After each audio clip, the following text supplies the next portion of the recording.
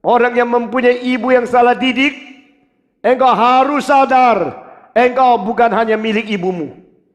Engkau milik Tuhan yang mencipta kamu. Lalu hati-hati untuk menerima atau menolak ajaran daripada ibumu yang tidak sempurna. Saudara-saudara, anak-anak itu berharga. Masa bayi, masa kanak-kanak itu penting.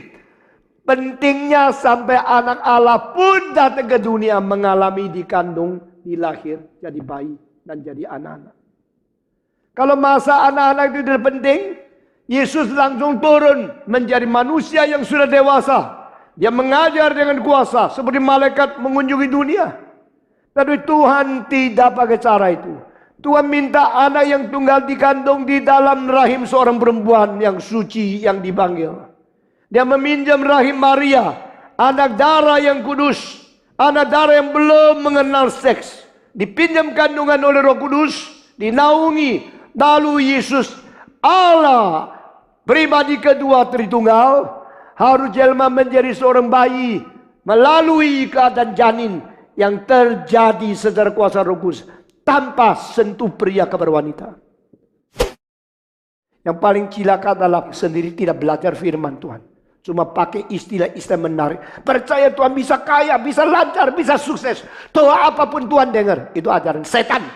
Meskipun kutip Alkitab, tetapi tidak bertanggung jawab. Dan penyelewengan pentafsiran Alkitab dalam menjadi gereja. Sekelompok orang Kristen yang paling rakus. Kenapa jadi Kristen? Bisa kaya kok. Itu bukan rakus apa? Apakah semua orang Kristen pasti kaya? Apa Tuhan janjikan semua orang harus kaya?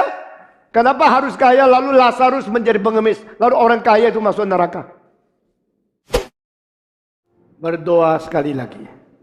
Tuhan berkati setiap kalimat, setiap bagian di dalam sesi yang kedua ini. Berilah kami telinga yang ingin mengerti, yang ingin merindukan. Sehingga firman Tuhan boleh masuk ke dalam hati kami masing-masing. Pakai hamba-Mu ini dalam nama Tuhan Yesus. Amin. Seorang anak kecil yang dimanja terus oleh ibunya. Meskipun ibu mempunyai berapa anak, tapi ini anak sulung. Dan dilahirkan dengan susah, lahirkan setelah dia usia sudah lebih 30, maka mandanya berdasarkan cinta kasih yang tidak kepala tanggung. Anak ini minta apa dikasih. Menginginkan apa dibelikan.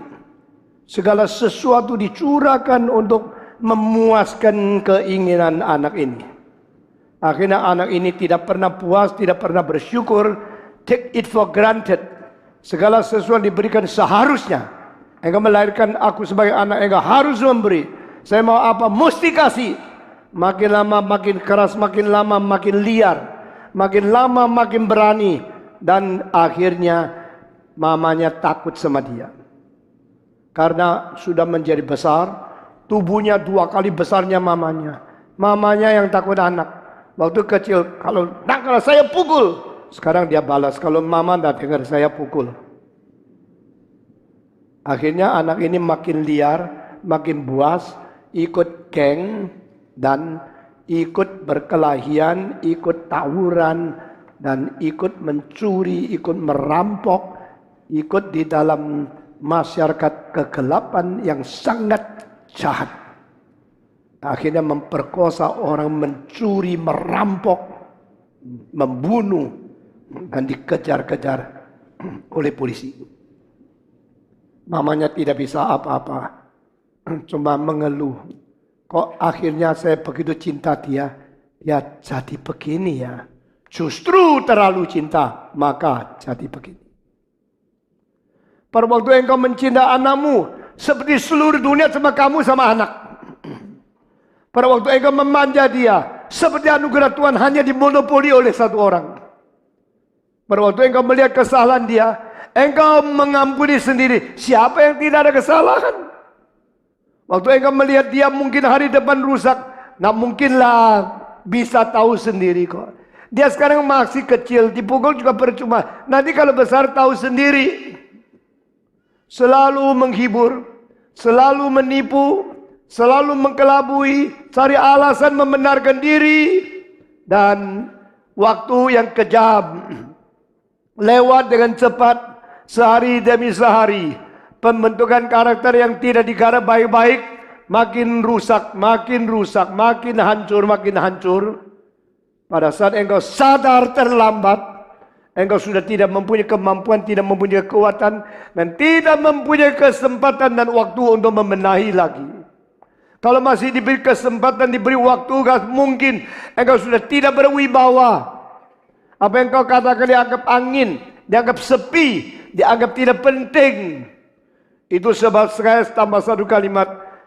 Pupuklah otoritamu yang dihargai oleh anakmu sebelum terlanjur. Jangan membiarkan anak itu spekulasi dan akhirnya menghina kamu, tidak bisa mendidik dia. Jangan membiarkan anakmu membentuk karakter yang melawan kebenaran, melawan orang tua, dengan akhirnya selalu unggul dan tidak ada hukuman. Akhirnya menjadi liar dan tidak bisa dikendalikan lagi. Akhirnya satu kabar datang, anak orang ini sudah ditangkap oleh polisi. Di dalam 2 bulan akan dimasukkan ke dalam pengadilan untuk menentukan hari depannya bagaimana. Cari saksi, semua sudah lengkap, membunuh, memperkosa, merampok, membakar, apapun yang dikerjakan itu, semua yang liar dan jahat sekali. Di dalam itu pengadilan tinggi divoniskan untuk ditembak mati. Untuk kabar ini tiba, ibunya langsung pingsan. Inilah jiwaku, inilah hatiku, ini jantungku. Masa dia ditembak mati? Saya masih hidup, dia sudah harus mati. Dan yang saya cintai, saya kandungi, saya besarkan, saya biayai sekolah, saya cinta, saya beri segala sesuatu untuk dia. Sekarang dia harus mati.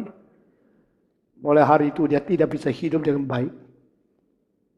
Sebelum ditembak mati, dapat laporan daripada kantor polisi, ibu boleh melihat dan boleh bicara dengan dia terakhir kali sebelum ditembak. Ibunya datang dengan muka yang pucat sekali. Di tengah-tengah ribuan orang yang melihat beberapa orang jahat ditembak. Hatinya detuk dah karu-karuan. Ya hampir pingsan lagi berapa kali. Karena inilah hari terakhir anak yang paling disayang. Meskipun masih ada berapa adik. Tapi ini yang paling disayang, ini buah pertama. Ini anak sulung. Ini anak yang dia nikah pertama kali dapat anak. Dia terus menangis, menunggu waktunya. Akhirnya orang mau ditembak satu-satu dibawa ke lapangan tembak itu. Dia melihat anaknya. Tak karu-karuan, sudah lama tidak mandi. Sudah lama tidak cukur. Dibawa di tempat itu. Dia mau lari ke situ, mempeluk dia, mencium dia, mencintai dia, mengatakan kalimat yang penting kepada dia. Tapi belum waktunya. Terakhir, seorang polisi bilang orang tua yang ditembak semua maju ke depan. Dia maju. Satu persatu diberi kesempatan terakhir bicara sesuatu. Kalimat-kalimat terakhir sebelum pisah untuk selama-lamanya. Giliran tiba, maka ibu ini maju ke depan dengan langkah-langkah yang menuju kepada akhirat. Seolah-olah tidak ada pengharapan apa lagi. Dan dia maju dekat anaknya. Lalu siapa yang mesti bicara sama siapa? Anak mau bicara sama mamanya kalimat terakhir sebelum ditembak. Atau mama mau bicara kalimat yang terakhir kepada anak yang akan ditembak. Begitu sudah makin dekat. Dia lihat mata anaknya yang seperti berapi dan berpedang. Melihat dia terus. Dia menjadi takut. Waktu kecil dia takut saya. Waktu besar saya takut dia. Tapi tak pernah mata seperti ini saya lihat. Bikin orang tua ini takut luar biasa. Waktu dekat, kedua tangan anak itu diangkat. Dia kira pelukan terakhir, sadar dia seumur hidup berapa cinta saya kepada dia. Tetapi itu bukan artinya. Mata seperti api yang nyala-nyala. Tangan buka. Saya sudah merangkul dia. Tidak mau melepas. Bikin orang tua ini hampir mati. Lalu anak ini menggigit telinganya. Gigit tidak mau lepas. Tidak ada satu kalimat. Terus gigit. Wah, sakitnya luar biasa. Ibu teriak. Tidak ada orang boleh tolong. Ini antara dua orang. Sudah gigit terus, berdarah, lumuran, tak habis-habis. Sampai akhirnya telinganya putus. Digigit oleh anak sendiri. Saya sudah putus. Puh! Dimuntahkan. Dengar ibu, karena engkau terlalu membaca saya. Engkau terlalu cinta sama saya. Akhirnya saya harus mati, masih muda ditembak. Saya menyesal punya ibu seperti kamu. Saya menyesal, sedih. Saya harus mati begitu muda. Semua gara-gara kamu. Sekarang dengar kalimat saya terakhir. Masih berapa adik? Saya minta, saya perintahkan. Kau jangan manja lagi. Hidup saya dihabiskan. Dihancurkan oleh kau. Dengan cinta yang kelebih-lebihan. Saya akan pergi kemana saya tak tahu. Tapi kau sudah tidak ada telinga satu. Biar telinga lain bisa mengingat apa yang saya katakan. Lalu tidak lama kemudian anak ini ditembak. Dan ibu ini luka masuk rumah sakit. Tidak ada anak, tidak ada telinga. Dan terus menangis. Saya mesti bagaimana mendidik anak yang masih ada. Adik-adik yang sudah mati itu. Saudara-saudara, saya dengar cerita ini waktu saya umur 9. Sekarang saya umur 17, saya beritakan cerita ini kepada kamu. Strategi salah didik, strategi pemuda menjadi rusak. Saben hari terjadi di dunia ini. Tapi manusia selalu tidak mau sadar. Semua anggap diri paling pintar. Saya pasti bisa didik anak. Engkau terlalu overconfident. Saya mau tanya. Sampai kapan? Engkau kalau masih mau ikut seminar seperti ini. Ini adalah anugerah Tuhan. Adalah kesempatan yang Tuhan karuniakan kepada kamu. Sehingga orang yang mempunyai ibu yang salah didik. Engkau harus sadar. Engkau bukan hanya milik ibumu. Engkau milik Tuhan yang mencipta kamu. Lalu hati-hati untuk menerima atau menolak ajaran daripada ibumu yang tidak sempurna. Jikalau engkau adalah ayah atau ibu manusia yang dipercayakan Tuhan kepada kamu, waspadailah apa yang kau didik dan kesalahanmu akan mengakibatkan kau berdiri di hadapan Tuhan untuk dihakimi. Kiranya Tuhan memberkati kita dengan sesuatu pendahuluan yang singkat. Tapi saya percaya langsung tusuk ke dalam hati kita masing-masing. Anak diberikan oleh Tuhan sebagai harta. Bayi dikaruniakan sebagai sesuatu pusaka. Yang dipercayakan kepada orang tua. Semua orang tua yang pernah mempunyai anak. Baik yang kau ambil atau kau lahirkan. Itu adalah kepercayaan Tuhan di dalam tangan Anda. Sehingga Anda mau tidak mau harus berwaspada menangani dan dengan hati-hati membesarkan dan minta pertolongan Tuhan memberikan bijaksana dan otoritas untuk membuat pengaruh yang baik kepada mereka. Karena di antara semua harta yang diberikan oleh Tuhan, semua harta akan pergi dan tidak kembali lagi. Hanya anak akan mengikuti engkau atau ke neraka atau ke surga. Semua harta akan pergi tidak kembali lagi. Setelah engkau mati tidak ada satu sen, satu peser yang bisa kau bawa. Tidak ada satu rumah yang bisa kau angkat ke surga. Tidak ada sebidang tanah yang kau miliki terus. Satu kali di Jakarta saya berkhotbah kepada lebih daripada 1.000 orang paling kaya di Jakarta. Dan banyak orang memiliki tanah yang ribuan hektar. Saya berkata, saudara-saudara, kamu orang kaya di Jakarta, dengar firman Tuhan. Tanah yang kau miliki semua bukan milikmu. Tanah yang betul-betul milikmu adalah tanah yang 2 meter kali semeter. Tempat untuk menaruh peti kematianmu. Itu tanahmu. Itu pun tidak kekal. Mungkin didongkel oleh orang lain. Dipindahkan tempat. Jangan sombong. Orang kaya mau sombong apa? Karena banyak uang. Orang berjabatan tinggi sombong karena pangkat. Orang pintar kaya menjadi sombong karena kaya pengetahuan. Yeremia berkata, Tuhan bertutur, orang kaya jangan sombong karena kekayaannya. Orang jabatan tinggi jangan sombong karena pangkatnya. Orang pintar jangan sombong karena pengetahuannya. Engkau megah karena Tuhan. Kalau engkau tidak mempunyai iman yang benar, tidak mempunyai firman dari Tuhan, tidak mempunyai kebenaran yang dicerna, tidak mempunyai bijaksana dipimpin Roh Kudus, semua kemegahanmu itu omong kosong. Saudara-saudara, semua presiden yang sudah digulingkan, termasuk Mubarak, sebelum turun menganggap diri aman. Kalau waktunya Tuhan turun, tidak tahu mau lari kemana. Apa sih yang bikin kita sombong? Semua tidak bisa dibawa. Semua sementara. Tetapi ada satu harta yang tidak sementara. Bisa dibawa. Yaitu anak yang Tuhan berikan kepadamu. Engkau boleh bawa untuk menghadapi Tuhan di dalam kegagalan. Engkau bisa hidup bersama dengan dia di dalam surga. Karena itulah harta satu-satunya mengikut engkau sampai selama-lamanya. Itulah harta benda yang tidak mungkin direbut oleh iblis kalau engkau membawa dia kepada Tuhan.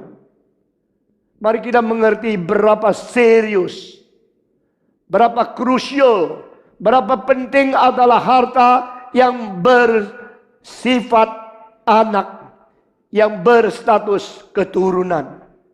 Berbahagialah orang mempunyai keturunan yang beribadah, mempunyai keturunan yang takut kepada Tuhan, mempunyai keturunan yang mempunyai bobot iman, pengertian kebenaran. Berbahagialah orang yang mempunyai keturunan yang mengerti takut kepada Allah, menghormati sesama manusia, menghargai orang tua, dan memberi pengaruh kepada umat manusia di dalam sejarah yang berlangsung. Saudara-saudara, pembentukan karakter mulai dari mengerti dan melihat anak. Ini kepercayaan Tuhan. Ini sangat bernilai.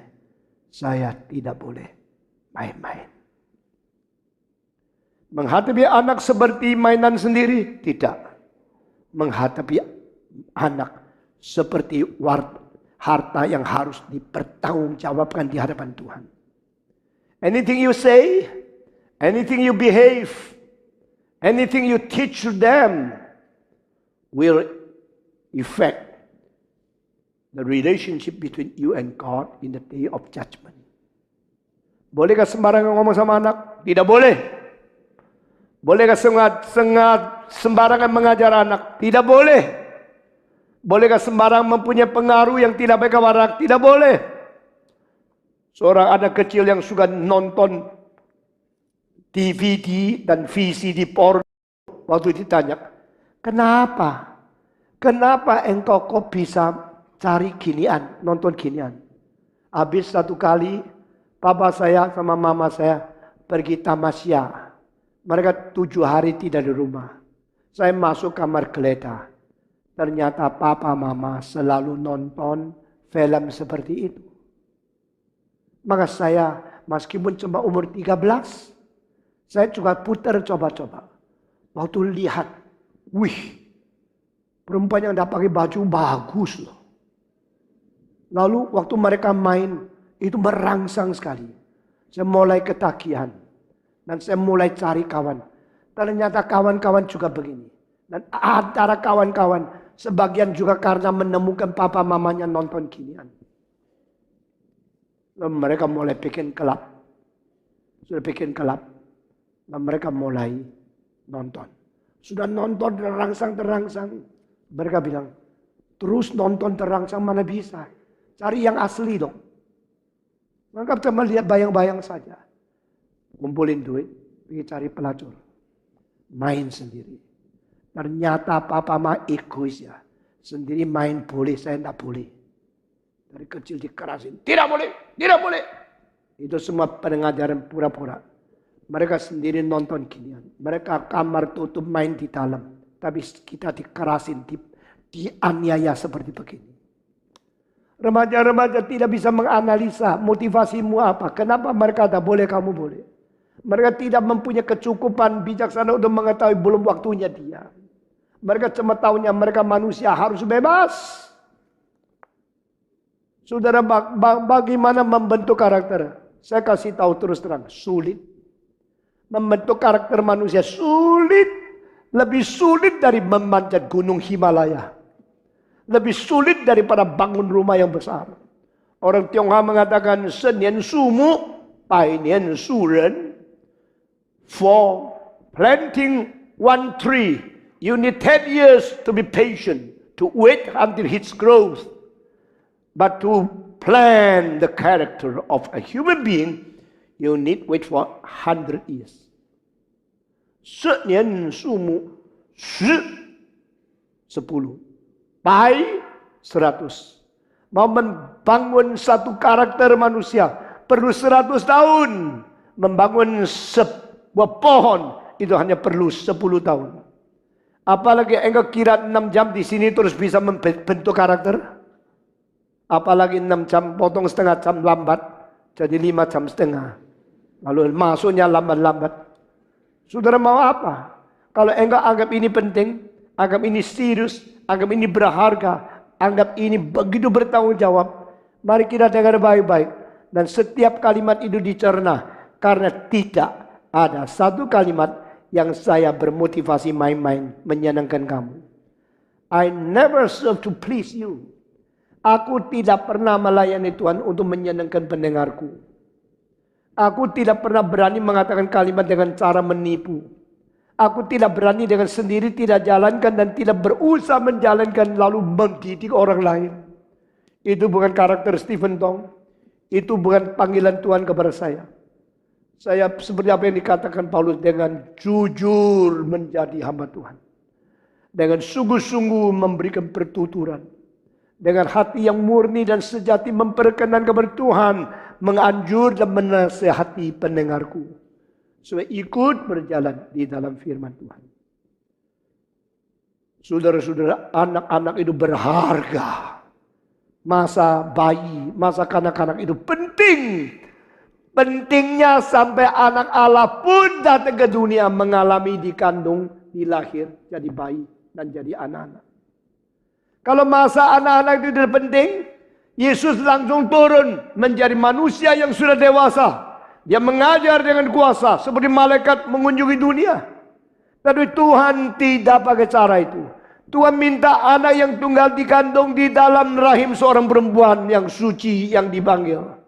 Dia meminjam rahim Maria, anak darah yang kudus, anak darah yang belum mengenal seks. Dipinjam kandungan oleh Roh Kudus, dinaungi. Lalu Yesus Allah pribadi kedua Tritunggal harus jelma menjadi seorang bayi melalui keadaan janin yang terjadi secara kuasa Roh Kudus tanpa sentuh pria kepada wanita.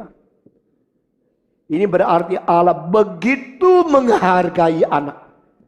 Allah begitu menghargai bayi. Setiap bayi itu sesuatu berkat Tuhan yang besar. Setiap bayi mengandung potensi akan mempengaruhi seluruh dunia. Hitler yang telah memusnahkan, mengakibatkan peperangan dunia, akhirnya yang mati diperkirakan 30 juta manusia. Puluh tahun sebelum dia menjadi pemimpin Jerman, hanya seorang bayi. Konghucu, nabi-nabi, dan semua orang agung yang mempengaruhi beratus juta manusia. Sebelum mereka mati puluhan tahun mereka cuma seorang bayi. A baby is not nothing. A baby can become something which with the greatest influence to the human being for thousands of years. Because he is a man. He is a creature created by God after his image and likeness. Bayi yang kecil engkau jangan kira itu cuma berapa kilo daging anak bayi. untuk mempengaruhi berpuluh-puluh juta manusia? Mungkin. Untuk menjadi pengaruh untuk beribu-ribu tahun? Mungkin. Semua kemungkinan tersimpan di dalam satu hidup yang kecil yang namanya PAYI.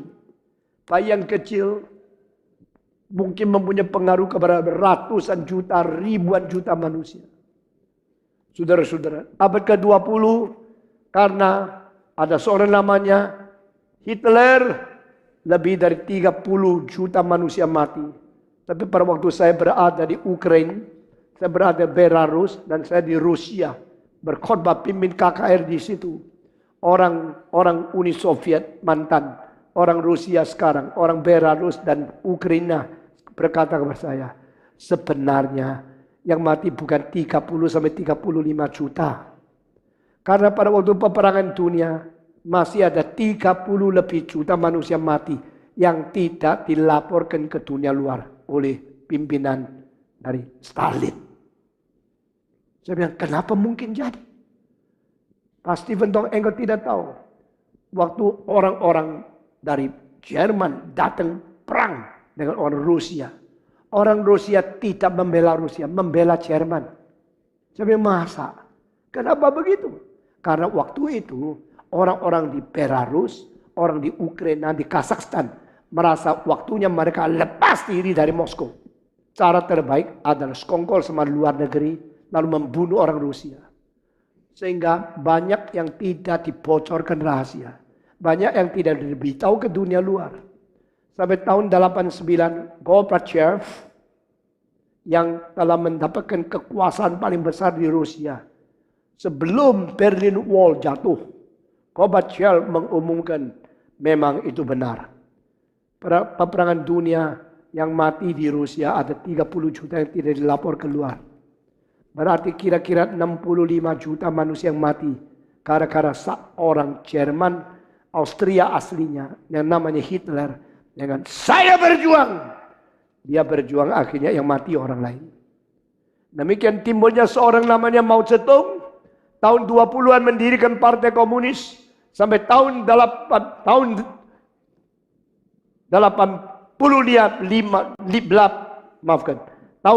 76 dia meninggalkan dunia. Selama 50 lebih tahun orang Tionghoa yang mati di bawah rejim komunisme diperkirakan semuanya adalah juga kira-kira 70 juta orang. Sebelum Mao Zedong meninggal dunia 84 tahun dia hanya seorang bayi. Seorang bayi mempunyai pengaruh begitu besar, membahagiakan jutaan, puluhan juta manusia, ribuan juta manusia. Seorang bayi yang jahat mengakibatkan puluhan juta, ribuan juta orang dibunuh. Karena apa? Ada sesuatu kekuatan yang tidak dianggap penting oleh banyak ibu. Daya pengaruh. The influencing power. Salah satu nilai hidup manusia adalah mempunyai daya pengaruh. Saya memberikan satu ceramah mengenai 4 segi nilai manusia. Yang terakhir daya pengaruh di beberapa universitas di luar negeri. Dan dijadikan satu buku kecil di bahasa Mandarin. Saudara-saudara, beberapa orang profesor sangat digugah. Saya baru sadar bahwa daya pengaruh itu begitu penting. The personal influence on another person. Nah ini adalah satu harta kita yang kita selalu tidak sadar. Nah kita biar dia pergi saja. Selama Stephen Tong hidup di dunia, pakai tidak daya pengaruh, pakai. Saya sudah mempengaruhi berapa banyak, saya tidak tahu. Pengaruh saya kepada orang, pengaruh yang baik atau jahat, saya tahu pengaruh yang baik. Karena apa? Berdasarkan kebenaran, berdasarkan takut kepada Tuhan, berdasarkan motivasi memperbaiki dunia ini. Maka menyerahkan hidup bukan untuk cari uang. Cilakalah kamu yang siang malam terpikir hidupmu untuk cari uang sahaja. Saudara-saudara, demi untuk mencapai tujuanmu mencari uang, engkau sudah bohong berapa banyak, engkau sudah membuat contoh jelek berapa banyak, engkau sudah mempengaruhi dunia, menjadikan lebih banyak orang berdosa berapa banyak, engkau tidak sadar. Semua akan dituntut oleh Tuhan. Hidup bukan hanya untuk kekayaan. Orang kaya yang kaya uang dan miskin moral lebih cilaka daripada anjing. Karena anjing tidak mempunyai kerusakan moral lebih besar dari manusia. Berdoalah supaya pengaruhmu, daya pengaruhmu boleh diserahkan di atas mezbar, boleh dibakar oleh api Roh Kudus, dikuduskan, lalu eksistensimu menjadi berkat bagi ribuan juta manusia karena pernah melihat satu orang seperti kamu yang hidupnya beres. Saudara-saudara, potensi bayi itu besar dan masa bayi itu penting, masa anak-anak itu penting. Pentingnya sampai Kristus pun pernah menjadi bayi. Kalau masa itu tidak penting, sebab apa yang dikatakan Aristoteles, maka Yesus datang langsung menjadi orang dewasa. Aristoteles mengatakan sebelum umur 30 hidup tidak berarti terlalu banyak. Itu omongan dari setan. Hidup sebelum 30, banyak kesalahan, kurang pengetahuan dan segala keabayan yang kita mungkin lakukan. Mulai 30 berarti. Bahkan dia mengatakan untuk sesuaikan seks, mungkin pria umur 40 nikah sama umur yang 18 sampai 22 itu paling cocok. Karena apa? Karena setelah 50, 60 pria masih kekuatan seks. Wanita yang terlalu tua sudah tidak mau seks itu keluarga menjadi renggang. Makanya dia punya teori itu banyak unsur kejatuhan manusia yang tidak sesuai dengan kebenaran. Dan dia tidak pernah bertanggung jawab sebelum 40 kalau mania menikah atau 30 menikah. Sebelum itu di dalam lebih dari 15 tahun setelah puber, saluran nafsu seks itu kemana? Dia tidak beri jawaban. Filsafat manusia bagaimana pintar pun mengandung unsur bibit dosa. Demikian semua buku psikologi sekular yang tidak menghormati firman Tuhan mengandung unsur-unsur bibit racun yang merusak manusia. Maka pada waktu saya memberikan ceramah seperti ini, saya seluruhnya pakai dasar kitab suci. Meskipun saya baca banyak buku sekular, tapi saya mengetahui sumber, bobot, sifat, motivasi lain. Motivasi Tuhan memberikan segala pengajaran untuk yang baik bagi umat manusia. Tidak pernah ada satu pengajaran dari Tuhan yang sifatnya buruk untuk manusia. Amin. Mari kita bisa membedakan. Lalu kita bersyukur kalau kita di dalam kekristenan mendapatkan kebenaran yang begitu tinggi. Yang paling cilaka adalah sendiri tidak belajar firman Tuhan. Cuma pakai istilah-istilah menarik. Percaya Tuhan bisa kaya, bisa lancar, bisa sukses. Doa apapun Tuhan dengar. Itu ajaran setan. Meskipun kutip Alkitab, tetapi tidak bertanggung jawab.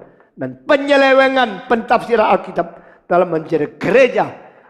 Sekelompok orang Kristen yang paling rakus. Kenapa jadi Kristen? Bisa kaya kok. Itu bukan rakus apa? Apakah semua orang Kristen pasti kaya? Apa Tuhan janjikan semua orang harus kaya? Kenapa harus kaya lalu Lazarus menjadi pengemis? Lalu orang kaya itu masuk neraka. Alkitab dimengerti secara keping-keping. Fragmen-fragmen. Lalu dijelaskan secara menyenangkan manusia. Banyak pendeta karismatik itu penipu-penipu. Hidup yang sendiri tidak patuh kepada Tuhan, cuma maunya kaya, menjanjikan orang menjadi Kristen bisa kaya, itu semua penipu. Di Jakarta hampir tidak ada pendeta yang berani menyerang pemimpin karismatik, banyak penipu selain saya. Dan saya tahu, saya mengatakan ini bahaya untuk saya, tapi saya harus katakan, kalau tidak ada hati nurani di dalam gereja, tidak ada nabi yang sungguh-sungguh di dalam umat Tuhan. Sehingga banyak orang dikacaukan dan tidak pernah sadar. Saudara-saudara, mari kita menggarap generasi yang baru. Jangan mengulangi semua yang rusak-rusak. Mari kita mendidik anak-anak kita dari bayi. Jangan sampai mereka dicemarkan seperti polusi yang ada. Anak-anak itu penting. Anak bayi, anak remaja itu berharga sekali. Karena Yesus pun menjadi harga. Dan anak-anak kecil itu semuanya sudah diberikan keindahan, kebersihan hati nurani untuk masuk ke dalam dunia ini. Babies bring the very pure conscience to the world. Even though they are all the descendants of the sinners, inherited the status of sin from Adam, but they are still pure, they are still innocent, they are still lovely, they are still with the right and good motivation to visit this world. Semua bayi datang ke dalam dunia dengan membawa hati nurani yang bersih, dengan keadaan yang naif, innocent, dan mengunjungi dunia. Semua orang dewasa harus belajar anak-anak. Jadikan anak-anak bayi profesor kita. Jadikan anak-anak kecil guru kita. Belajar tindak tanduk mereka yang bersih. Dan you kira you didik anak. Saya kira you harus dididik anak-anak.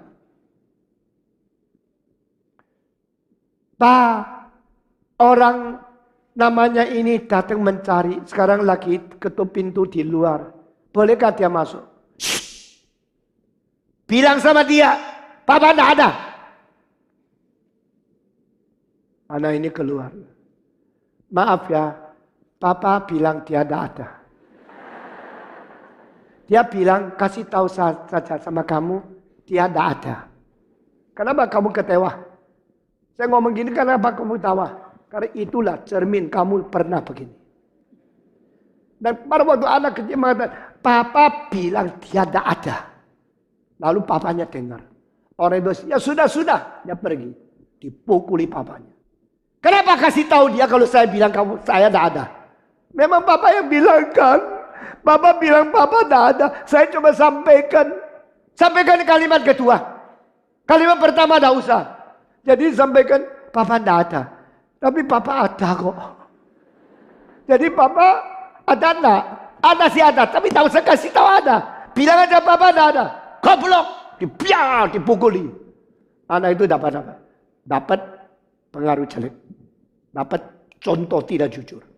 Dapat bagaimana harus melakukan diri kepada orang lain dengan cara munafik, cara penipuan. Inilah namanya pendidikan. Tuhan suruh engkau mendidik anak. Engkau mendidik cara begini. Tuhan suruh engkau membesarkan dia, membentuk dia. Engkau menghancurkan dia, merusakkan dia. Nah, anak itu sudah dipukul, sakit sekali. Sudah sakit mulai nangis. Di tengah-tengah nangis. Salah saya apa? Papa bilang Papa tidak ada. Saya bilang Papa tidak ada. Semuanya 100% jujur kok. Dia nangis. Akibatnya adalah dia mungkin mulai belajar licik seperti kamu. Mungkin mulai benci kamu. Mulai menghina kebudayaan manusia yang palsu. Tidak ada satu benih yang racun menghasilkan buah yang tidak racun. Tidak ada satu benih yang baik menghasilkan buah yang jelek. Yesus berkata, kalau pohonnya baik, buahnya baik. Kalau pohonnya rusak, buahnya rusak. Pohon yang tidak baik menghasilkan buah yang tidak baik. Pohon yang baik menghasilkan buah yang baik. Dari buah kau tahu pohon itu apa? Karena buah adalah tanda hidup. Tanda jenis. Tanda mutu. Saudara-saudara sekalian. Berapa banyak orang Kristen tidak peduli. Saya mau didik anak. Yang disebut didik anak itu apa sih? Pukul. Pukul itu bukan didik. Pukul itu adalah pukul. Pukul itu PUKUL. Didik itu DIDIK. Mana bisa sama? Anak mau tidur dipukulin. Nak mau tidur dipukulin. Nak mau makan dikasih karet di sini. Tek begitu. Dia makin nangis. Makin tak bisa makan. Lebih keras lagi. Sampai sini semua sudah merah. Masih tak mau makan. Saya matiin kamu. Itu bukan didik. Saudara-saudara, engkau tidak mau kesulitan membawa besar anak. Engkau cuma ingin kalau anakmu mendadak jadi malaikat. Tak mungkin. Anak itu berdasarkan cinta kasih, kesabaran, tahan kesulitan. Untuk menjadi orang berkorban. Membenarkan, membesarkan. Mengaccomplish others. In your sacrifice. Baru dia mulai sadar. Di dunia ada cinta. Di dunia ada orang merawat saya. Dan perawatan itu perlu korban. Satu kali saya sakit panas. Sampai jam 2 tidak bisa tidur. Ibu saya di pinggir saya terus melihat saya. Sediakan obat, sediakan makanan, minuman. Dan mendampingi saya tidak tidur. Padahal saudara saya banyak. Tapi yang satu sakit ini, dia terus hidup berkorban. Saya malam sebelum jam 2 masih belum bisa tidur. Buka mata melihat ibu yang capek sekali.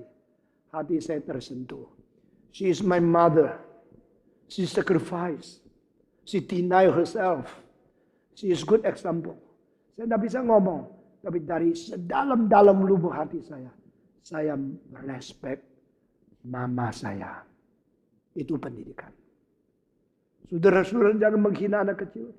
Anak kecil dari kecil mempunyai mata yang jeli sekali. Melihat siapa yang cinta. Siapa yang main-main. Siapa yang memberikan contoh yang jelek. Siapa yang sedang manipulasi. Siapa yang menipu dia. Jangan kira anak-anak itu tidak tahu apa-apa. Anak tahu apa-apa. Lu yang tidak tahu apa-apa. Saudara-saudara. Anak itu adalah cermin sifat hati nurani manusia. Anak kalau mengatakan satu kalimat yang jujur sekali. Bikin orang tua ini malu. Kok saya selalu tidak jujur. Anak itu cermin untuk merefleksikan berapa nakal, berapa tidak jujur, berapa munafik kamu ada. Seorang anak kecil harus melewati satu bukit untuk mencari neneknya. Mamanya kasih $100. Tapi di tengah-tengah gunung itu banyak perampok. Maka mamanya taruh $100 di lapisan sepatu, dilem lagi.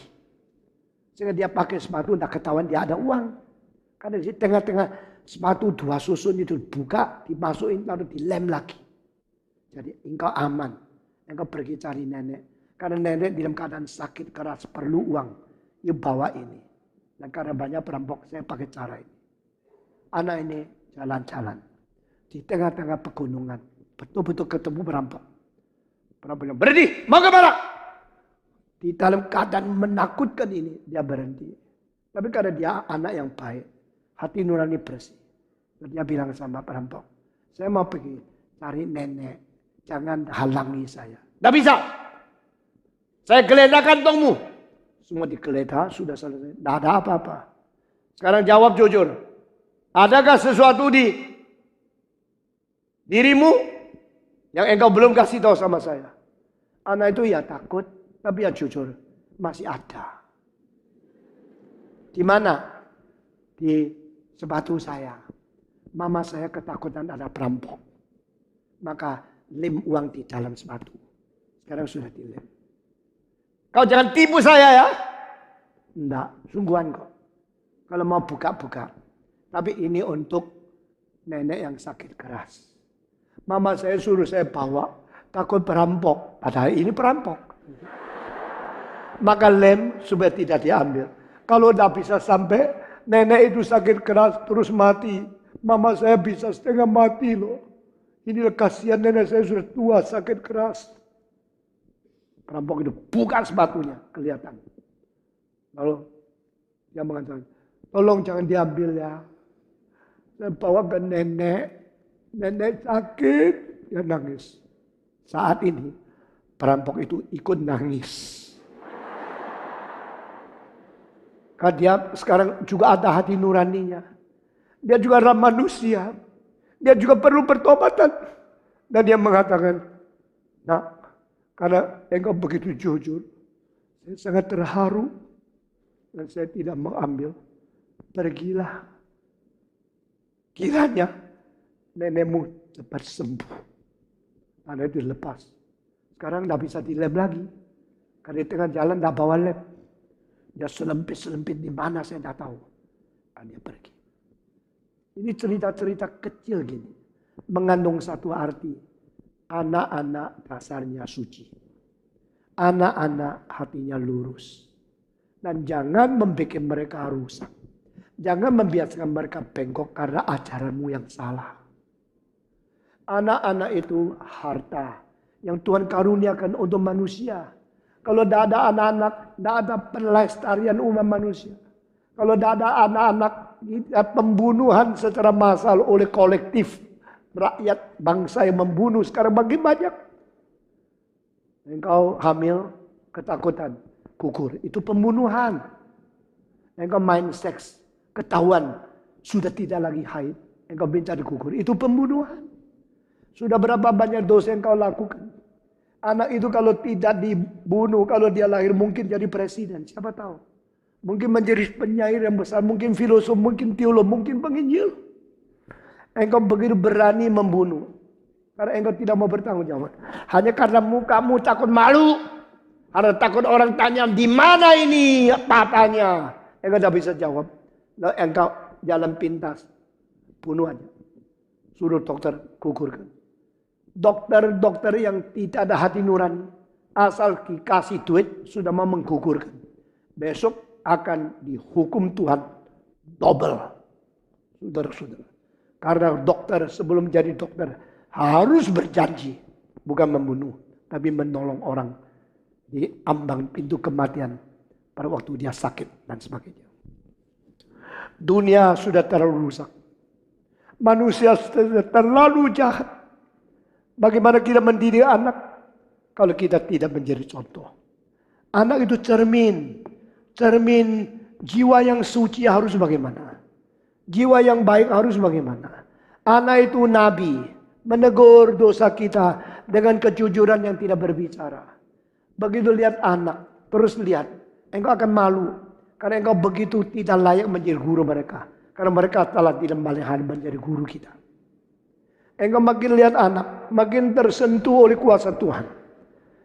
Engkau makin merenungkan keindahan, kenaifan anak-anak. Engkau makin tertegur berapa pura-pura, berapa munafik engkau ada. Saya berjanji sama Tuhan makin pintar, makin murni. Dah gampang. Orang murni kebanyakan goblok. Orang pintar kebanyakan tak murni. Tapi Stephen Tong berdoa kepada Tuhan, jadikan saya seorang yang makin lama makin pintar.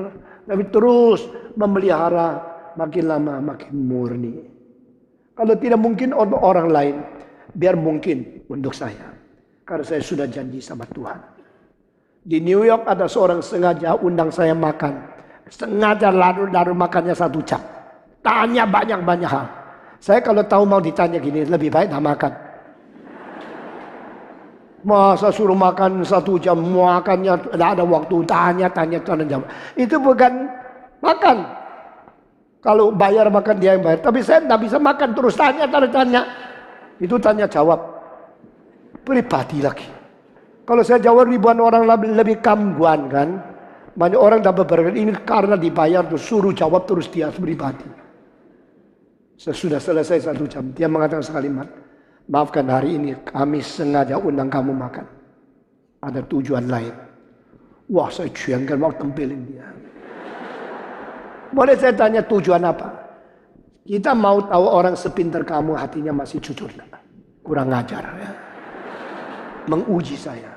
Tapi kami bersyukur setelah makan 1 jam. Saya berani mengatakan dunia sekarang sudah jarang orang seperti Stephen Tong.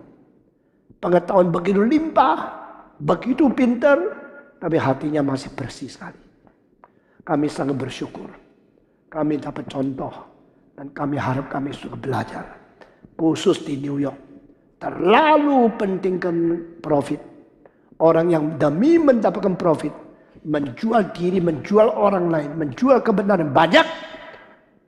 Kami harap dunia lebih banyak orang seperti Pak Tong boleh merubah etika dunia.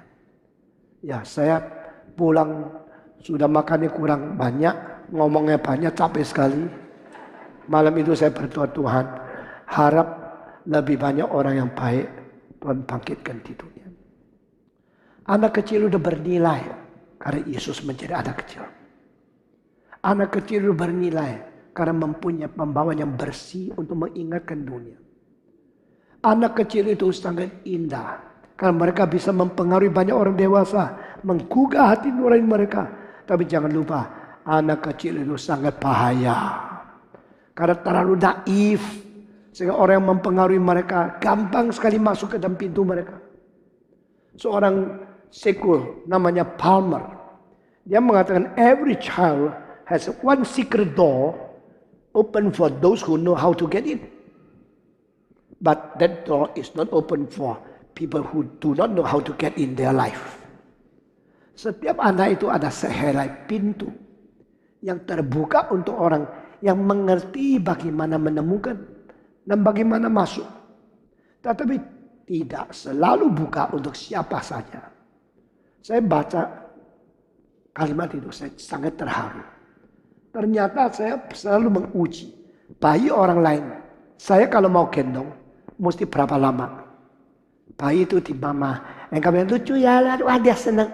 Suasana ayo gendong, langsung mau kan. Ya. Dia mau mainan sama dia, tapi digendong nggak mau. Karena dia mengatakan, guyu-guyu sih boleh, gendong nggak usah ya. Siapa lu? Gua tak mau percaya sama lu. Maka saya berusaha di dalam 2 menit bisa mendapat hati anak-anak sampai dia mau digendong saya. Itu tidak gampang loh. Tapi itu satu hal yang saya terus tes saya sendiri. Kemampuan untuk mempengaruhi sampai kapan. Biasanya tidak lebih 1,5 menit anak itu sudah mau saya gendong. Waktu saya gendong, saya pakai cara digendong terbalik. Jadi matanya tidak melihat saya. Saya gendong supaya dia lihat mamanya terus. Dan dia lupa yang di belakang ini siapa. Tapi kalau baunya bukan bau mama, dia nangis. Anak kecil itu, waduh, baunya mama, senyumnya mama. Pembentukan itu mimiknya sampai berapa derajat, semua masuk ke dalam komputer di dalam. Anak itu pinter loh. Ya, jangan kira anak bodoh. Anak mempunyai telinga yang begitu tajam. Sehingga itu tidak akan lupa, meskipun kira-kira lupa berapa puluh tahun. Saat dikembalikan dan langsung dia sadar. Seorang ibu anaknya di dalam peperangan hilang diambil orang lain. Lalu orang lain membesarkan dia sudah 20 tahun lebih. Akhirnya menemukan anak dia masih ada. Ibu asli pergi cari. Orang itu, enggak ya ini punya anak saya bukan kamu. Sudah gini beribut habis-habis. Sesudah itu dimasukkan ke dalam pengadilan. Pengadilan memutuskan, engkau tidak ada bukti kalau dia anakmu. Bagaimana tidak? Dia sudah bersama dia berapa puluh tahun. Tapi orang ini bagaimana bukti tidak ada. Tapi dia tahu dari itu tali-tali hubungan. Tahu kalau ini anak dia diambil sama dia. Waktu mau diputuskan. Ini anak B. A mengatakan. Meskipun saya tidak dapat anak kembali. Dan dari hati saya tahu ini anak saya. Saya minta tolong sebelum vonis selesai, kasih saya 1 menit saja. Saya mau bisik sesuatu di telinga anak yang sekarang sudah pemuda. Maka hakim mengatakan, silakan 1 menit. Lalu anak itu juga bingung. Ini 2 mama merebut 1. Ini kan besarkan saya dari kecil. Ini kok cara hebat sih. Terus minta saya jadi anaknya. Oke, dekat ya 1 menit kok. Selesai 1 menit sudah selamanya. Nah bagian lu. Nyata ke situ. Mamanya tidak ngomong apa-apa. Hanya humming 1 lagu.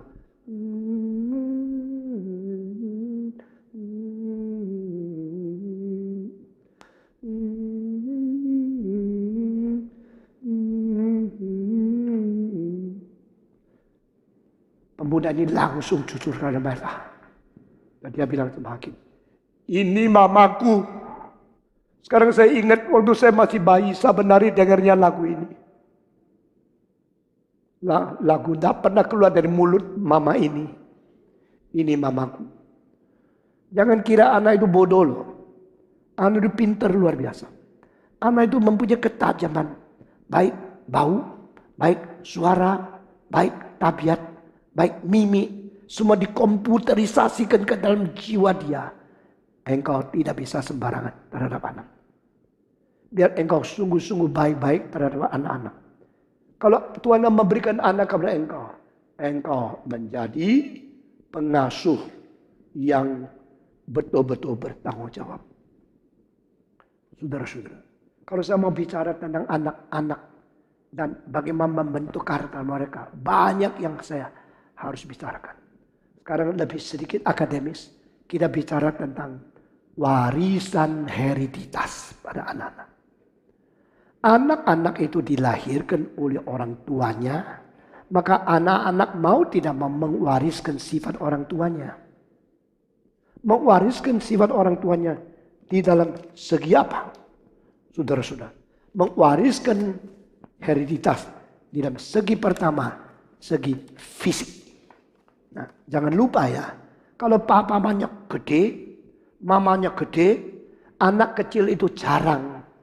Kecuali engkongnya cili. Kalau engkongnya cili, anaknya gede, terus cucunya Chili lagi. Itu kemungkinan sudah dibuktikan oleh teori Mendel.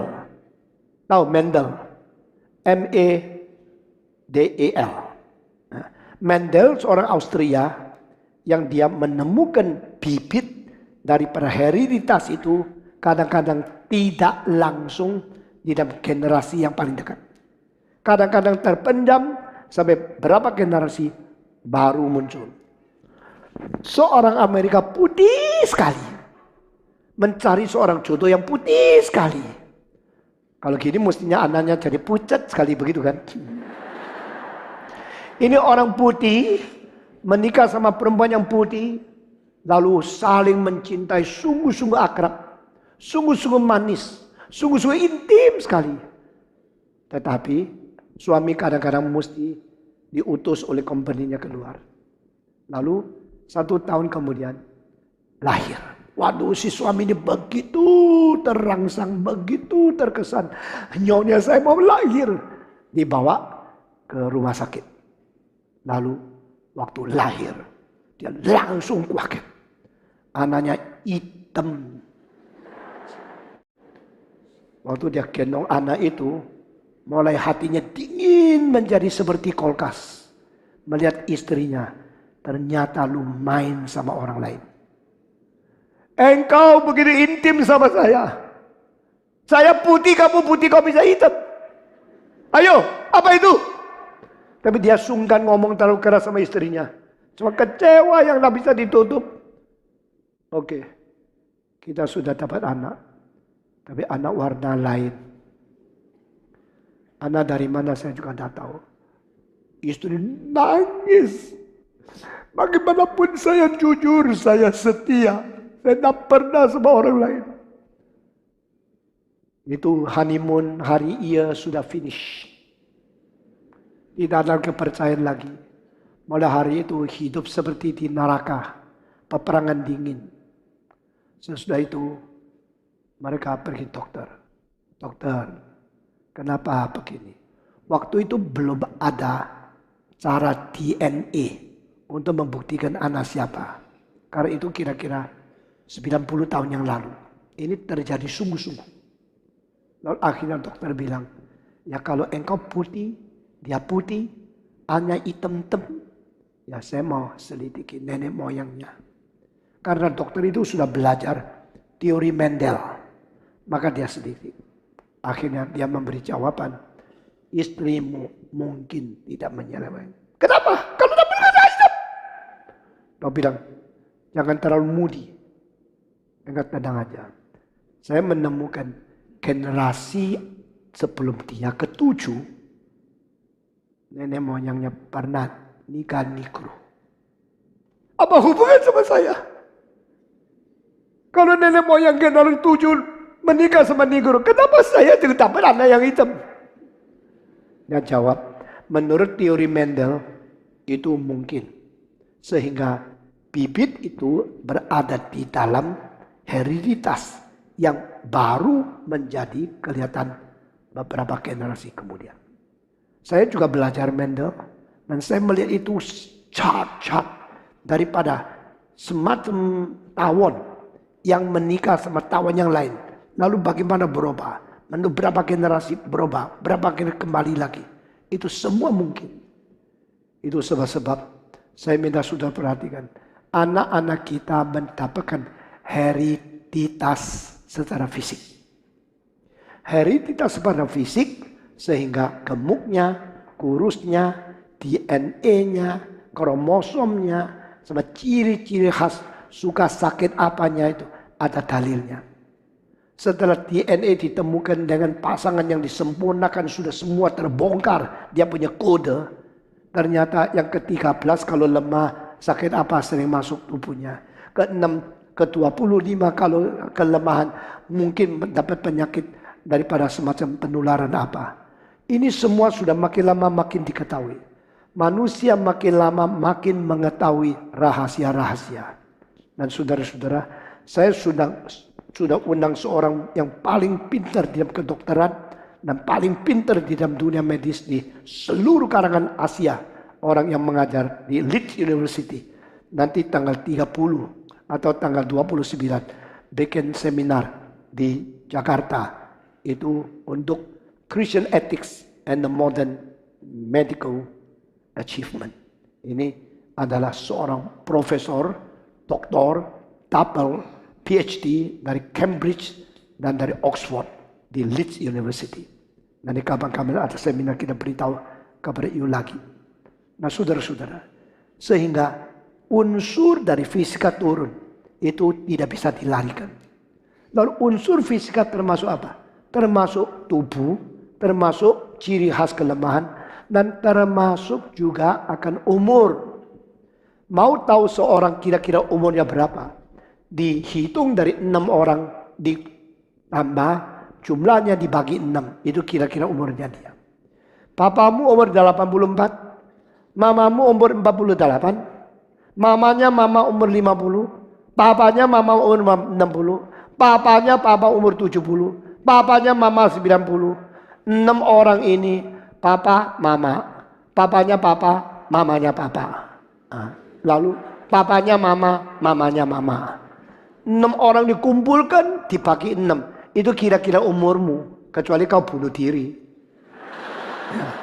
Jadi ini adalah fisika. Secara fisik itu keturunan umur tubuh itu ada. Bukan saja demikian. Juga ada keturunan mental. Kalau papamu pintar, mamamu goblok, kamu pinlock. Pintar tambah goblok begitu. Kalau papa mamamu pintar semua, mamamu pintar, engkau mungkin double pintar. Sehingga demikian kita lihat tidak heran. Seorang namanya Johann Sebastian Bach. Dia itu seorang musikus. Dia seorang yang satu orang bikin lebih 300 kantata. Satu kantata kira-kira 25 sampai 30 menit. Jadi musik yang dibikin oleh dia begitu prolifik, begitu banyak. Sehingga kita belajar pun tidak cukup waktu. Dia cukup waktu untuk menulis dan bikin orchestration, dan bikin harmonization, dan bikin gaya yang sangat unik. Dan setelah nikah 2 kali, yang satu mati, nikah lagi sama adik sepupunya sendiri. Melahirkan anak. Dia beda sama Handel. George Friedrich Handel sebatang kara. Setelah dia mati, sebatang pun tidak ada. Tetapi Bach melahirkan 2 nyonya. Yang satu menyusul yang sudah mati. 18 anak. Dan anak-anak lahir lebih banyak cucu. Jadi Handel habis. Bach melahirkan di dalam 7 generasi 49 komponis. Ini keluarga yang mempunyai kemampuan bikin musik. Kemampuan musik yang besar luar biasa. Sayangnya 49 komponis di dalam 7 generasi Bach. Tidak ada satu yang melebihi daripada dia. Dia paling hebat. Sehingga itu mental bisa turun. Nah kalau engkau menurunkan kehebatan, keajaiban, kepintaran papamu. Engkau selalu anggap itu lumrah, mestinya begitu. Tak usah dibicara, memang papa pintar ya gua pintar dong. Tapi herannya kalau engkau menurunkan kebutuhan papamu, engkau marah sama Tuhan. Kenapa saya bodoh? Kenapa bodoh? Kalau Tuhan bilang, memang papamu bodoh. Kenapa pun papaku bodoh? Kenapa Tuhan tidak kasih dia pintar? Jadi engkau mau menang sendiri. Kalau menurunkan yang baik, itu jasamu dewi. Kalau menurut yang jelek, marah-marahin sama Tuhan. Itu namanya kurang ajar sama Tuhan. Begitu. Tapi ini membuktikan ada turunan mental, ada turunan fisik, ada turunan umur, ada turunan daripada gejala-gejala yang bersangkut paut. Tetapi tidak mutlak. Ada orang yang sama sekali tidak mengerti musik. Anaknya mengerti musik. Berarti masih ada anugerah khusus yang Tuhan berikan. Tidak hanya berdasarkan hereditas. Papa saya tidak ngerti musik. Waktu anak ikut sekolah minggu pulang nyanyi-nyanyi. Dia heran. Ini ke gereja kok bisa nyanyi ya. Lalu kakak saya Kaleb dong dipanggil. Lu nyanyi apa? Ini dong. Apa itu? Ini Pak lagu ini. Papa bilang apa ini? 5332. 355 strip. Ini apa? Ini bukan 3552. Ini so mi mi le mi so so. Loh, 3 kok jadi mi sih? 5 kok jadi so sih? Papa saya itu tidak ngerti musik sama sekali. Tapi sekarang saya conduct simfoni orkestra. Saya mengubah musik. Itu ada anugerah Tuhan yang khusus untuk beri saya. Engkau bilang, enggak lah. Mungkin kamu anak pungut jadi ngerti musik. Kalau saya anak pungut, maka Caleb Tong juga anak pungut. Dia bikin lagu kok. Solomon Tong juga anak pungut. Dia simfoni orkestra conductor di Surabaya. Saya pasti saya bukan anak pungut. Saya anak pungut Tuhan. Itu betul. Nah saudara-saudara. Jadi ini ada nurunkan bakat, nurunkan potensi. Karena ada jin yang khusus di dalam bidang tertentu yang bisa dikuasai. Selain ini masih nurunkan temperamen. Papanya keras. Anaknya keras juga. Ya, makanya waktu engkau menikah jangan cari yang sama. Jangan cari yang sama jenis semua 1, 2, 3. Jangan cari yang sama jenis. Pasti tidak ada anak. Ya, itu kerugian paling besar. Homosexual society never give birth to any children. Ya, jadi jangan ya cari yang beda. Sifatnya pun mesti beda. Kalau engkau keras, jangan cari yang keras. Kalau keras menikah sama keras, nanti lahirkan besi. Nah, cilaka. Jadi yang keras, carilah yang agak lembut. Begitu loh. Kalau engkau gelisah, cari agak pelan. Kalau engkau gelisah, cari yang gelisah. Dua-dua tabrak mobil. Ya. Karena terlalu cepat. Jadi kalau cari sedikit beda. Perbedaan itu perlu. Perbedaan itu tandanya pendahuluan keharmonisan. Ya. Kalau terlalu keras, sama terlalu keras. Wah, besok itu sama menari berkali sama orang lain. Yang keras, ada yang lembut. Itu namanya gas ditambah dengan rem. Ya. Kalau sudah mau masuk jurang, rem. Nah, itu perlu. Lalu antara gas sama rem perlu 2 hal lagi. Pertama, kopling. Sudah itu gigi, ya bukan gigi ini ya. Sudah. Jadi sudah keras mau pelan, mesti pakai kopling supaya pengaturan adjustment enggak langsung berhenti. Kalau gas langsung berhenti dengan itu rem, engkau kepala bentur, kaca langsung dua-dua pecah. Ya, mesti ada kopling. Sudah kopling ganti gigi. Ganti gigi itu namanya adjustment. Kalau pria keras, wanita lembut, perlu adjustment. Gigi 1, lalu gigi 2, gigi 4, baru lancar. Maka tahun pertama gigi 1. Pernikahan tahun 2, gigi 2. Sudah 3 tahun gigi 3, gigi 4, pelan-pelan co-adjustmentnya licin, hidup yang baik. Nah ini adalah temperamen. Sehingga temperamen itu berbeda. Karena temperamen berbeda, itu ikut menurunkan. Ya, ada apa yang keras, mama lembut. Lahirkan 2 anak, 1 keras, 1 lembut. Yang cilaka wanita yang keras, laki yang lembut. Waduh. Jadi papa keras, dapat anak cewek keras begitu. Akibatnya dah laku. Karena terlalu keras, dah ada berani lamar dia. Terus papa mama 1 keras, 1 lembut, dapat anak laki-laki yang lembut. Akhirnya juga dah laku. Ya, dari susah. Maka engkau berdoa sama Tuhan. Selain sudah ada modal untuk harmonis, ada modal untuk bisa sesuai, minta pertolongan Tuhan supaya semua diberkati oleh Tuhan. Saudara-saudara, itu temperamen.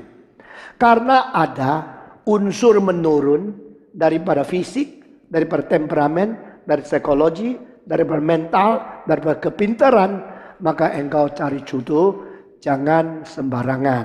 Minta Tuhan kasih kekuatan. Nah, kadang-kadang turunnya itu adalah sesuatu yang sangat ideal, kadang-kadang tidak. Kenapa ya? Ada orang cantik sekali menikah sama orang ganteng sekali, anaknya ele-ele. Ada orang yang biasa tua, anaknya cantik-cantik. Kenapa? Ya tidak ngerti, kita tidak tahu. Tuhan mau anugerah siapa. Tetapi ada satu segi yang jangan lupa. Waktu di dalam rahim itu unsur mempengaruhi akan keturunan.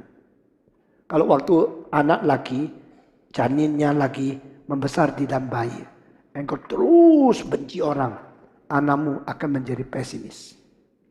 Kalau waktu engkau lagi mengandung, banyak pelayanan, anak itu besok menjadi seorang yang sangat suka melayani. Pengaruh-pengaruh ini jangan diabaikan. Ini ada dasar Alkitab. Waktu Yakub sedang bercekcok dengan Laban, maka dia menggembalakan dombanya. Dia pakai itu ranting-ranting, sehingga waktu dombanya lagi hamil, melihat ranting-ranting, akhirnya yang lahir itu semua ada belang-belangnya. Dengan cara begini, Alkitab pertama membuktikan apa yang dilihat oleh ibu akan mempengaruhi apa yang dikandung di dalam kandungannya.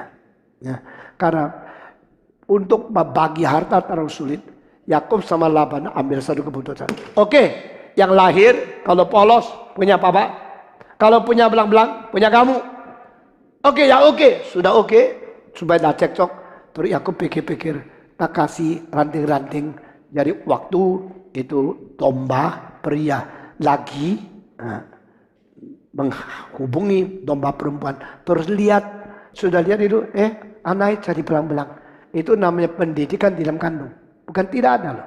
Anak saya semua sebelum dilahirkan di dalam perut nyonya saya sudah dengar Beethoven, Handel, Chopin, Schumann. Maka sekarang anak-anak saya sangat senang sama musik. Ya, kamu disuruh ikut konser, tidak mau karena dulu waktu engkau di dalam rahim, papamu terpikir saham itu. Jadi kayak begitu. Nah, sekarang saya kasih cerita lagi satu. Seorang namanya George Bernard Shaw. George Bernard Shaw, seorang dramatis, seorang sastrawan terkenal sekali abad 19 di London. Orangnya jelek, mukanya tidak ganteng sama sekali, rambutnya banyak, itu kumisnya panjang, kisutnya sangat berat, tapi sangat terkenal. Dan dia humoris. Kalau ngomong apa orang ketawa, orang senang sama dia karena dia bikin ketawa, bukan karena bagusnya. Ada orang yang mukanya bagus, dia benci. Bagus tapi tersengit sekali. Ada orang mukanya kayak batu tapi lucu gitu ya. Jadi itu orang itu macam-macam ya. Si Bernard Shaw mukanya jelek tapi menyenangkan. Satu hari dia terima satu surat dari seorang bintang film Inggris yang paling cantik. Wah, dia kaget. Bintang film ini kok tulis surat sama saya. Terus dia pelan-pelan buka itu surat. Terus dia pelan-pelan baca. Waktu dia baca, dia lebih kaget lagi. Mr. Shaw, George Bernard Shaw, I'm one of your admirer, your fans. Saya fansmu. Saya paling kagum sama kamu. Dan saya hari ini beranikan diri mengatakan satu permintaan saya. Saya ingin nikah sama kamu. Wah, kalau ada bintang film ingin nikah sama kamu yang jelek, mau enggak? Ayo jujur dong. Dia bilang, puji Tuhan, rezeki datanglah. Begitu ya. Terus dia sudah dapat surat itu. Dia tulis, nanya, apa itu? Because I like to have children with you. And if you marry me, our children will be as smart as you are, as beautiful as I am. Kalau kita sudah nikah, nanti anak-anak kita akan sepinter kamu, secantik saya. Waduh, ini godaan besar loh ini ya. Dan Bernard Shaw sudah tua, ada orang mau cinta sama dia, nikah sama dia, cantiknya luar biasa. Salah satu yang paling cantik di antara seluruh Inggris di dalam perfilman, di dalam itu bintang film. Maka dia waktu itu belum ada film sekarang, tapi sudah ada drama dan sebagainya. Lalu dia akhirnya sudah pikir-pikir, mau enggak ya? Enggak apa iya ya? Iya apa enggak ya? Aduh, sudah tua kalau saya nikah sama yang cantik. Kita senang orang lain ketawain, kita juga tidak tahan diketawain orang lain. Wah, sudah tua-tua kok masih suka cewek yang cantik. Tapi dia yang mau kok. Tidak salah juga kan. Pikir-pikir akhirnya Dia ambil keputusan tidak. Sudah tahu. Kenapa dia ambil keputusan tidak? Dia tulis surat. Thank you very much for your love. I'm so surprised. A lady as beautiful as you want to marry me? I'm an old man. I'm a very ugly man. I'm not worthy to have you, a wife so beautiful like an angel. Tapi dia mengatakan, finally I make decision not to marry you. Juga ada alasan. Saya takut besok lahirkan anak jeleknya seperti saya, koploknya seperti kamu. Akhirnya ditolak. Nah ini juga tidak pembentukan karakter itu mau tidak mau ada pengaruh dari orang tua. Ya, ada banyak pria ya cari jodoh, pokoknya cantik, cantik, goblok nggak apa-apa, pokoknya cantik. Hati-hati ya. Kenapa Lee Hsien Loong meneruskan Lee Kuan Yew dari Perdana Menteri? Karena Lee Hsien Loong tidak kalah pintarnya Lee Kuan Yew. Kenapa Lee Hsien Loong pintar sekali? Karena Lee Kuan Yew mencari istri yang pintar luar biasa. Waktu Lee Kuan Yew ada di Inggris, dia sekolah yang paling tinggi, dapat nomor 2. Dia pikir gila ya, saya begitu pintar kok nomor 2, ada yang nomor 1. Siapa nomor 1? Dia mesti telusuri, meskipun tidak dikasih tahu, dia tanya terus. Akhirnya baru tahu sekelas dia seorang wanita nomor 1, dia nomor 2. Wanita lebih pintar dari saya. Siapa itu? Dia mau tahu. Diselidiki akhirnya, yaitu seorang wanita juga dari Singapura. Perempuan, ya wanita itu memang perempuan. Ya. Nah waktu dia mengetahui wanita yang lebih pintar dari saya, dia lihat lagi. Umurnya mungkin lebih besar dari dia sedikit. Pokoknya saya mau dapat dia. Bagaimanapun saya harus mendapatkan dia dan istri. Tujuannya mendapatkan anak yang pintar. Itu namanya eugenik. Tahu eugenik? Eugenika, yaitu pelajaran mengenai bagaimana mendapatkan bibit benih yang baik melalui pernikahan macam apa. Ini sudah diselidiki semenjak zamannya Aristotle. Aristotle mempunyai ajaran yang sangat menyeleweng. Tetapi teorinya eugenikanya adalah begini. Orang paling pintar harus menikah sama orang paling pintar. Supaya mendapatkan bibit yang lebih pintar untuk memperbaiki mutu dari bangsa. Tetapi yang paling pintar itu kalau yang laki banyak, yang perempuan cuma 1. Bagaimana? Maka dia mulai menyeleweng. Perempuan itu tidak boleh hanya nikah sama 1 laki. Harus dibagi-bagi untuk pria yang lain. Supaya sama-sama mempunyai kesempatan. Kalau laki-laki cuma 1, perempuan yang pintar banyak, laki-laki harus dibagi kepada banyak perempuan. Semua mendapatkan benih yang pintar dari dia. Perempuan yang paling pintar, banyak semua mendapatkan anak baik. Bangsa itu akan maju luar biasa. Nah ini ajaran menyeleweng. Ini tidak disetujui oleh kitab suci. Eugenika itu menjadi unsur kenapa Lee Kuan Yew memilih perempuan yang pintar itu. Mereka pintar kurang 1. Pilih Yesus Kristus tidak pintar. Jadi akhirnya mereka sekeluarga tidak Kristen. Namun demikian pada waktu Nyonya Lee Kuan Yew mau meninggal dunia. Sudah koma. Tidak bisa apa-apa. Sama sekali tidak sadar. Lee Kuan Yew begitu cinta Nyonya. Masih saben hari 2 jam duduk di pinggir rumah sakit. Di sebelah rumah sakit kamar istrinya itu. Membacakan syair dari sastra yang paling sulit di seluruh dunia. 2 jam. Karena dia waktu hidup sering saling tukar pikiran. Dan sering membaca syair filsafat yang paling sulit untuk saling mendorong pikiran. Maka negara Singapura di pemerintah begitu pintar. Begitu teratur. Dan semua menteri yang diangkat semua orang yang luar biasa super pintarnya. Sehingga kota yang kecil telah mencapai prestasi terbesar di dunia. Kota yang tidak sampai 4 juta penduduk, mereka membuat segala sesuatu produksi. Ada yang sampai 70% di seluruh dunia. Kota paling bersih dan Singapore Airlines menjadi airline yang terbaik di dunia. Kadang-kadang seluruh kapal terbang itu semua business class, tidak ekonomi kelas. Karena terlalu banyak orang kaya yang mau pakai dan percaya kabar Singapore Airlines. Sehingga mereka bikin kursi lebih besar. Ada first class-nya hampir separuh kapal terbang. Ini semua karena kepintaran seperti itu. Dan dia belajar daripada Kaisar Qianlong. Kaisar Qianlong waktu tua, kekayaan Tiongkok sudah melampaui negara apapun di dunia. Itu wilayah paling besar sepanjang 5.000 tahun di Tiongkok. Itu wilayahnya zaman Qianlong. Dan karena kekayaan seluruh umat manusia di Tiongkok, pajaknya banyak sekali masuk ke dalam itu kas daripada negara. Sehingga membuat apapun terkaya. Bikin istana terindah. Bikin segala sesuatu. Alat-alat yang paling sulit. Yang tercanggih di dunia. Sampai sekarang satu guci Tiongkok bisa dijual 53 juta daripada pound sterling di London 1,5 bulan yang lalu. Ini semua membuktikan zaman Qianlong berapa kaya adanya. Dan waktu dia lihat banyak menteri yang korupsi, Qianlong menemukan satu cara, yaitu kalau dah korupsi dihati-hatin. Hatiannya besar sampai dia dah kepingin dikorupsi. Berapa?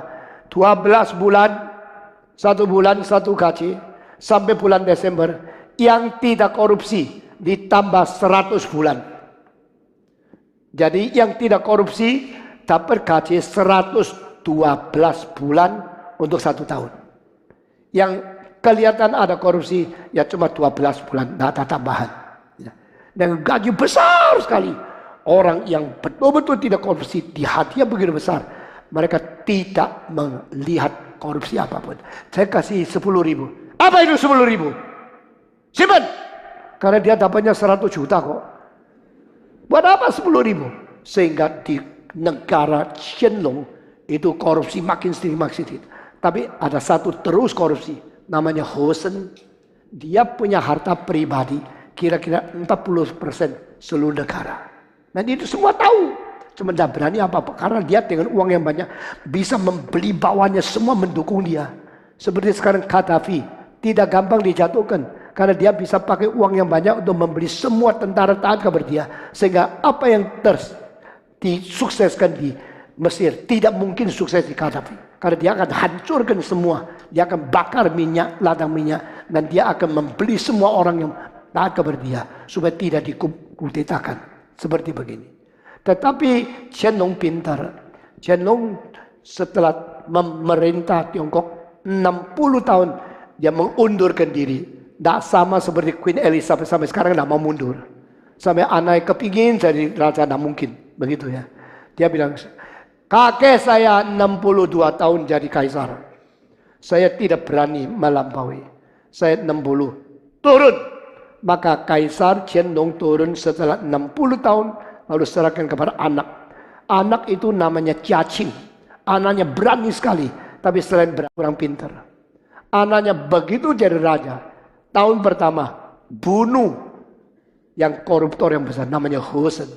Oh, semua tepuk tangan, hebat ini. Papa tidak berani, anak berani. Tapi selain membunuh koruptor, tidak bisa kerja apa-apa. 4 tahun kemudian Qianlong mati. Dia meneruskan kerajaan dengan kepintaran yang sangat terbatas. Akhirnya Tiongkok merosot di dalam 30 tahun.